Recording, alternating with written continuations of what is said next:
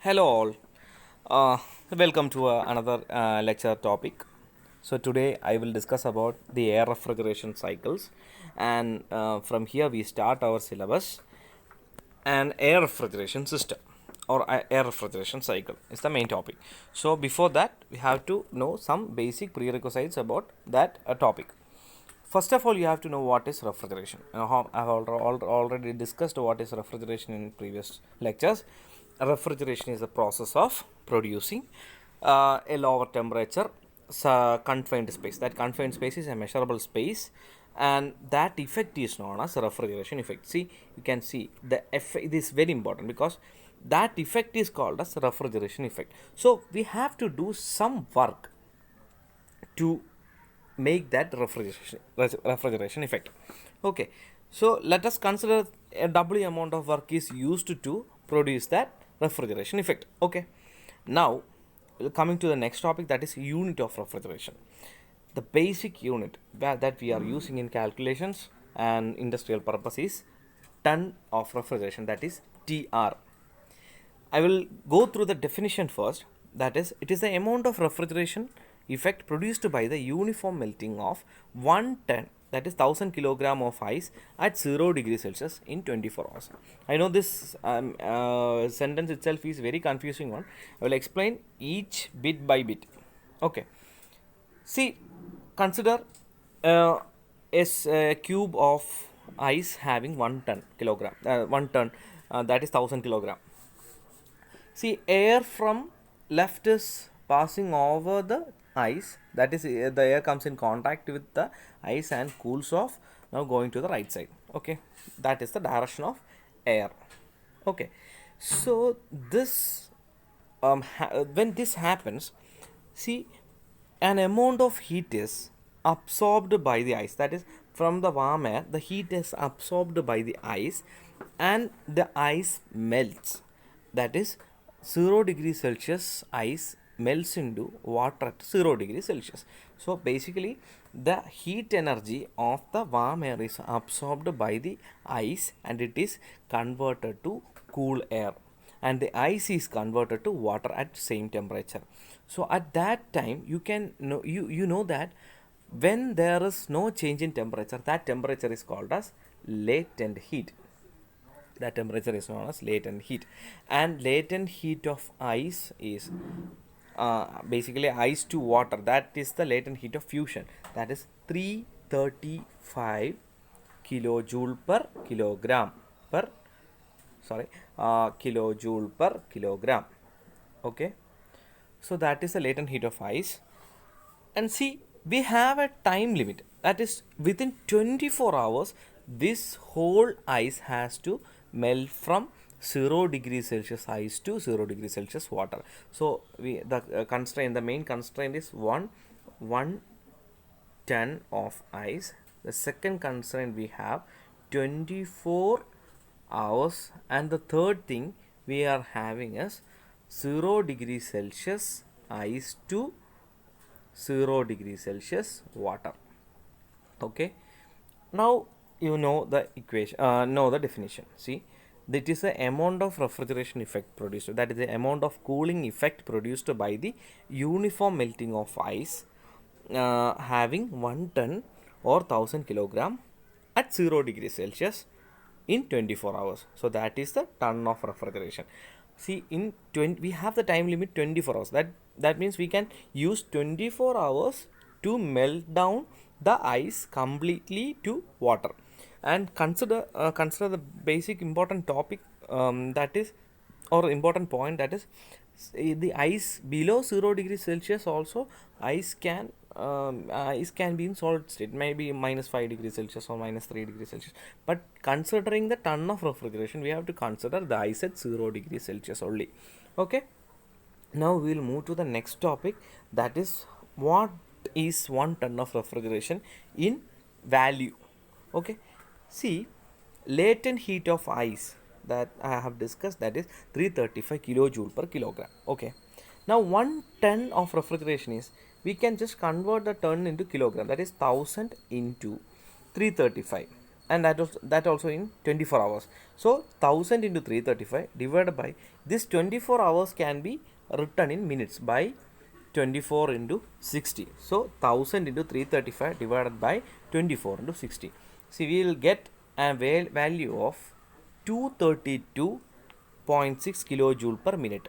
See, considering there are a lot of losses, we can use the value as 210 kilojoule per minute for problems. Okay, so now onwards we have to by heart this topic. 1 TR is 210 kilojoule per minute. 1 TR is 1 TR is equal to 210 kilojoule per minute. Okay, please by heart the topic, sorry, by heart the value. Now the next thing, this 210 kilojoule per minute can also convert, we can convert the kilojoule per minute into kilojoule per second by just dividing the 210 divided by 60. Okay, see, 1 kilojoule per second. Here you can have the another important concept, that is 1 kilojoule per second is 1 kilowatt. Okay, important relationship. See, 1 kilojoule per second is equivalent to 1 kilowatt. So by dividing 210 divided by 60, you can know the value, that is 3.5 kilowatt or 3.5 kilojoules per second. Okay, next topic is COP.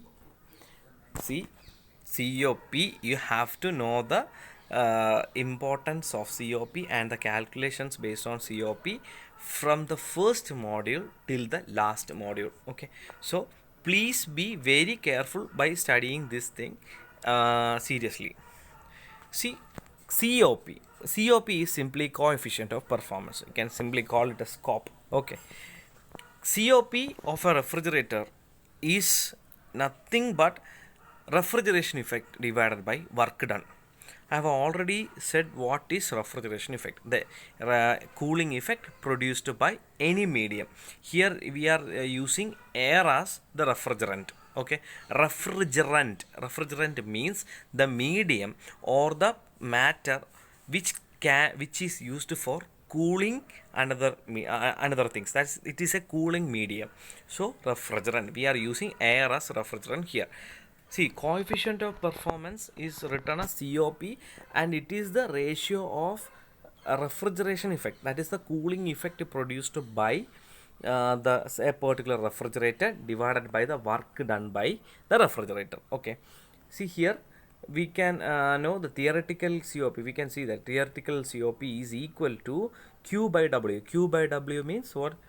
Q by W. Q is the amount of heat extracted or amount of the refrigeration effect produced, and W is the work done.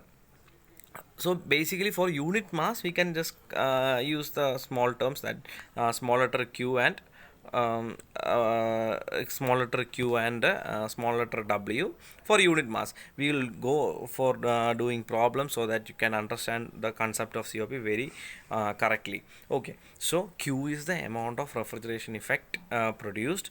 Actually we are using another terms like RE, refrigeration effect. Here we just written as Q only. We can you can also use RE, R dot E as refrigeration effect. So Q is the refrigeration effect divided by W is the work done. Okay, now that's a common question asked for interviews, for mechanical related interviews. Why COP is used for measuring performance instead of efficiency for a refrigerator? Okay, see, you can simply ask why you are using a term for COP, a term called COP for measuring the performance. The answer is so simple.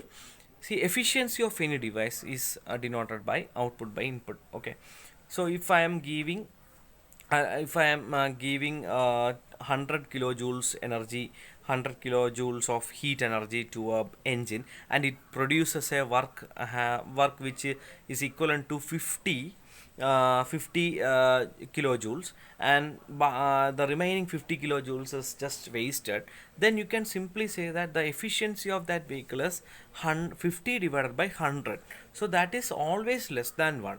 efficiency of any device, the practical efficiency of any device is always less than 1. Maybe it is very, if the system is very efficient, you can use like 0.9999, but it's always less than 1. Okay, now in a refrigerator there are multiple device performing the cooling effect. Okay, see, work done, the input is actually given by a machine called compressor, and the refrigeration effect is produced in another device called as condenser, or the cooling coil, sorry, it's a cooling coil, or evaporator. So the entirely different systems are used in a refrigerator. So since we are using multiple device, it is a combined effort of all these devices. So we cannot say that the efficiency of a refrigerator is like input is converted to 100% output of a single device, because it is a group of devices. And also, see, in a refrigerator, instead of producing work, we are doing work to produce a temperature change. So the traditional concept of efficiency, that is input by output, is entirely different here. So here, in a refrigerator, instead of producing work, we are doing work to produce a temperature change, and which is also a combined effort of multiple devices.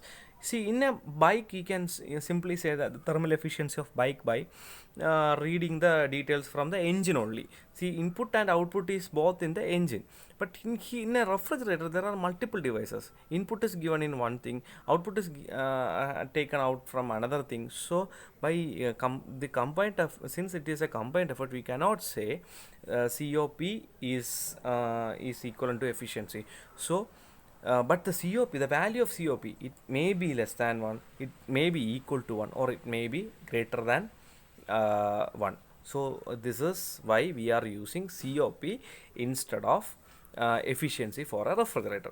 We will move to the next topic, that is the differences between heat pump, heat and engine, and refrigerator, for the next class.